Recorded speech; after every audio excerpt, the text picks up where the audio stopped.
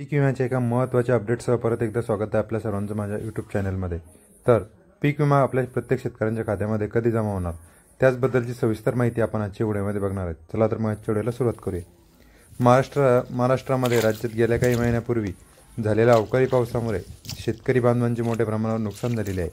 या नैसर्गिक आपत्तीमुळे उद्भवलेल्या परिस्थितीत राज्य शासनाने शेतकऱ्यांना दिलासा देण्यासाठी अनेक महत्त्वपूर्ण निर्णय घेतले आहेत। विशेषतः पीक विमा योजनेच्या माध्यमातून डिसेंबर महिन्यात सुमारे 1.41 लाख शेतकऱ्यांना मदत मिळणार असल्याची अधिकृत घोषणा ही जी करण्यात आलेली आहे। यंदा राज्यातील विविध भागामध्ये अवकाळी पावसाने थैमान घातले आहे।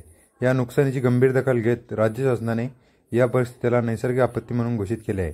अनेक भागामध्ये अतिवृष्टीमुळे शेती पिकांचे मोठ्या प्रमाणावर नुकसान झालेले असून विशेषतः धान पिकांचे सर्वाधिक नुकसान झालेले आहे। अनेक शेतकऱ्यांचे संपूर्ण पीक या सीझनमध्ये वाया गेलेले आहे। जे शेतकऱ्यांनी आपल्या पिकांचा विमा काढला आहे त्यांच्या बँक खात्यामध्ये डिसेंबर महिन्यात विम्याची रक्कम जमा करण्यात येणार आहे।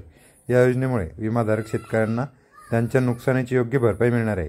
सरकारने या योजनेची प्रत्यक्ष अंमलबजावणी करण्यासाठी विशेष पथक राबवून प्रत्येक शेतकऱ्याच्या खात्यामध्ये त्यांचा जो उर्वरित राहिलेला पीक विमा जो आहे अग्रिमचे 25% रक्कम जी आहे ती जमा करण्यास सुरुवात आता केलेली आहे।